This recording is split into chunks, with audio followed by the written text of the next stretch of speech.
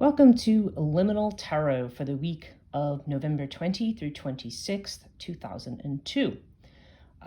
Now, astrologically this week, we have the new moon in Sagittarius, which is a fire sign, coming up on Wednesday. And this is also, in Vedic astrology, we've now actually moved into Scorpio. Vedic astrology is usually a full 23 degrees behind Western astrology. So you still have that scorpionic energy, in addition to now the fire energy that goes along with Sagittarius. Now, this reading this week is really interesting. I have a variety of things I'm using here.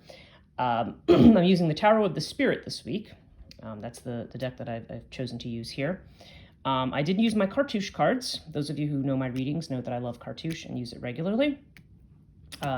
Osho Zen Tarot, Wisdom of the Tao. This week we have the Fairy Oracle. We have our Essential Oil Oracle, Moonology, and our Rune. So this is what we're working with for this week. So as always, we'll start with tarot. Now, the theme this week is really interesting because it's obviously about, everybody is tired. There has been a massive amount of energy. Everybody's just drained, exhausted, and kind of ready for a break, okay?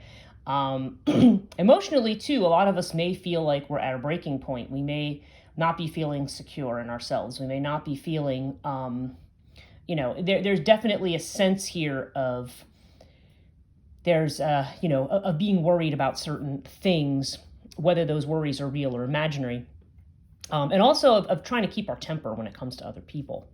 So here we have the Three of Wind, the Five of Earth, and Brother Earth from this deck. And it's so interesting because Three of Wind is like the Three of Swords. And so this is a card, now in this particular deck, the emphasis is on cutting your losses and letting go. And a reminder that sometimes that which we consider to be quote unquote good may actually not be good, and vice versa. That sometimes that we view as an evil may actually be, may actually not be the terrible thing that we think it is. It may actually be something helpful. So, you have this idea, in most decks, this is a card of isolation, okay, or of separation. Sometimes this card comes up when somebody's just broken up with somebody. There's definitely, and it doesn't have to be just a breakup between people. It can be other kinds of losses too, other ways in which maybe you feel disconnected from others. And Five of Earth is usually about financial stability, okay? It's, the Five of Pentacles, it's this idea of worry. It's the worry card. And it means that we are worried about our, about having enough, about whether or not we're going to lose something that we have. And a lot of times, this is just a card that comes up when we're trying to lay new foundations, or we've undergone big changes and we're not really sure what that's going to mean for us in terms of basic survival, okay? And Brother Earth is a card that tries to kind of show, the way out, at least at the moment. And that has to do with being practical. It's like the Knight of Pentacles here. It's sort of the slow and steady approach. Focus on what you're doing, make a plan, take it one day at a time, one step at a time. Don't feel you have to solve everything all at once. This is part of a process, okay? And what that implies here is that a lot of this angst that we're feeling, it's really just that we're at a particular point in our process where we can't actually see where we're going to end up, okay? So, yeah, so it's kind of, so this is kind of reminding us that it's a journey and not necessarily a destination. But as we make that journey, or we build that foundation, you want to build it very solidly. And interestingly, I had a client the other day where I was talking to about specifically these two cards, because I said the main things that really seem to, if we get down to all of what are our core issues, the things that depress us, the things that make us anxious, the things that make us unsure about ourselves and about things that, that make us face uncertainty with fear, has to do with isolation and has to do with that fear of instability. They're often connected, but this idea that somehow we're going it alone, or we are alone, or we're cut off, or we're not accepted. And then the idea that somehow we're not going to have enough, like that survival instinct. I'm not going to have enough money. I'm not going to, I don't know if I'm going to have a place to live, or I don't know if I'm going to have, if my job's going to last, or whatever.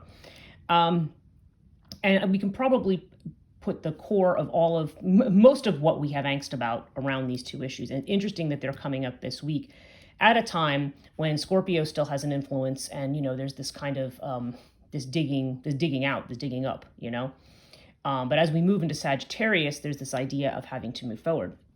So if I move over here to the Osho Zen card, we have the totality card. And that I feel connects with the Brother Earth card here, because this is about being totally focused. As you see, there's two people on a trapeze, and, actually maybe three, it looks like here. And what they're doing is you have to have total focus to be able to make that leap, make that dangerous leap, and make the next connect, right? So the idea is that now is a time that you want to pull your energies together. This is a fire card. So, of course, as we're moving into Sagittarius, this is the idea of, okay, it's time to finish up old business and to get focused. It's time to let go of this kind of stuff. We can't spend our time worrying about what we used to have, what was there in the past. You need to focus on, what your plan is moving forward, and don't expect that it's all going to come together, immediately. Cartouche says something very similar here. We have the Set card. Now, Set appears usually when there's an anxiety or there's an obstacle. Set in Egyptian mythology is the bringer of storms. So with that, normally when you pull Set in Cartouche, you pull a second card to go with it. And I pulled the Crook and Flail, which, again, this is a card about self-discipline, about self-confidence, about pulling yourself together, about focusing. And does suggest that, there's the, Crook and Flail in terms of job and other things often indicates a promotion.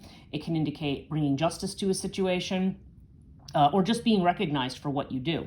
And that's actually another interesting aspect of this, is that when I see these two together, we're also, one of the things we're going through right now is Chiron and Aries. Okay, Chiron is an asteroid that tends to deal with, vulnerabilities, places where we experience hurts. And in Aries, it's generally the person who does so much work and nobody appreciates it, or it just doesn't seem to go anywhere. And there's that sense of futility and frustration that we tend to see over here as well. And this is reminding you that, you need to have confidence in what you're doing. You need to believe in what you're doing, and what you're doing is right. Okay. And to to just focus on what you're trying to do, and not what you think other people, not expecting results from other people, just doing what you need to do. Moonology, fiery climax approaches, the full moon in Aries card. This card most definitely points to, the message of it is, hey, things could be a little intense this week, so remember to keep your temper in check. So it's just a reminder that, that because it's the nature of the time, and, we want to be careful about taking our frustrations out on other people.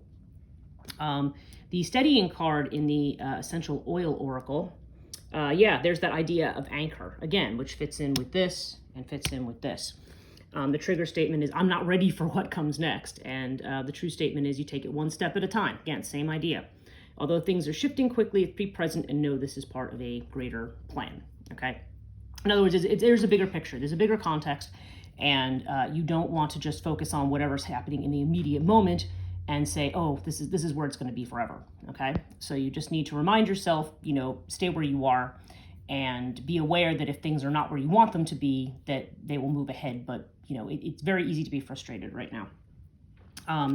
Lease of the Shadows in the Fairy Oracle. Now, she's the card that comes up when our self-esteem is very, very shaky. And the idea is that we need support. We need the help of others to help us feel that confidence, because Crook and Flail also has to do with confidence here as well. So we definitely have this idea of be confidently having people to support us, because we are at the very beginning of something, to help take those shaky steps. And sometimes this is even pre-self-confidence and pre-self-esteem. It's just kind of like, hey, we've got to really start from the ground up here, is often the essence of this card. But it offers encouragement that you will, you can do this. You will move in that direction. But you may be feeling right now like you need support. So again, that's why this would be such an issue. But it does promise that while there will be support forthcoming, it also is a matter of what you're going to find within yourself, because you do have the resources in yourself to do what you need to do. We have the Quest card over here. Again, this is the card of somebody who is tired, somebody who's on a journey and is tired, and it's saying, you know what, you may just need to take a break. Take a break, not be worried so much about where you're going, what you're trying to accomplish. Just chill out and don't try to do it all at once. you know, and sometimes it's the walk away card too. Sometimes if a situation is just, you know, too conflicted or not tenable, the answer is just, you know what, just forget it. It's not worth putting your energy into. So again, we're back to deciding what's good for us and getting rid of what's toxic. Finally, what we have is our Norse rune, and the rune that we have is Ingus. And Ingus is a rune of completion of beginnings, okay? It's a very intuitive rune, okay? It's very much connected with the moon and with our sense of feeling. May also be a reminder about this new moon in Sagittarius and as a promise of new opportunity. I have very good feelings about this new moon in Sag. I feel like there's a lot of this this turmoil is going to, is going to clear itself. But it does remind us that we want to make sure that we finish up old business and get ready to focus on new things that are coming in. So that's our reading for this week, and hope you enjoy. See you next week.